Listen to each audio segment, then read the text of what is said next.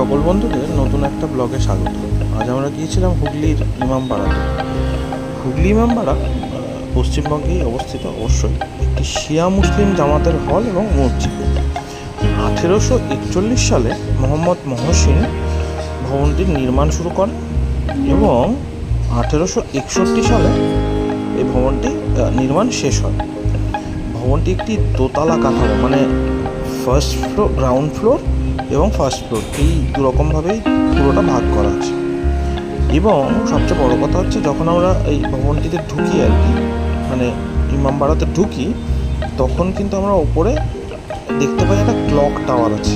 এই ক্লক টাওয়ারটা কিন্তু দুজন লোক লাগে এটার চাবিটা ঘোরাতে, এবং ঘড়িটা কিন্তু রীতিমতো চলে। আর একটা জিনিস, এই এর ভেতরে, মানে ইমামবাড়ার ভেতরে যেখানে নামাজ টামাজ পড়া হয় আর কি, তার মধ্যে কিন্তু একটা খুব সুন্দর জায়গা আছে। সেখানে কিন্তু ক্যামেরা কোনো রকমভাবেই অ্যালাউ করে না। কোনো একটা সময় হয়তো এখানে লোক প্রচুর থাকতেন।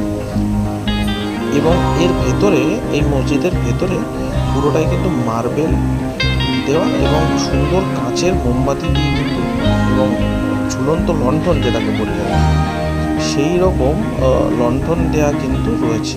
ওই যে ঘড়িটা তোমরা দেখতে পাচ্ছ, দুটো লোক মিলে কিন্তু এই ঘড়িটাকে চার্জ দিতে হয়, মানে চার্জ মানে আর কি দম দেওয়া হয়। আগে তো চার্জের ব্যাপার ছিল না, দম দেওয়ার ব্যাপার ছিল। তো সেটা কিন্তু এখনও দিতে হয় এবং প্রত্যেক দিন। আর এটা যেটা দেখছো, সেটা কিন্তু একটা সূর্য ঘড়ি। সূর্যের সময় অনুযায়ী, মানে সূর্য যেরকমভাবে হেলে ঘড়িটার সেই মতো কিন্তু টাইম দেখায়।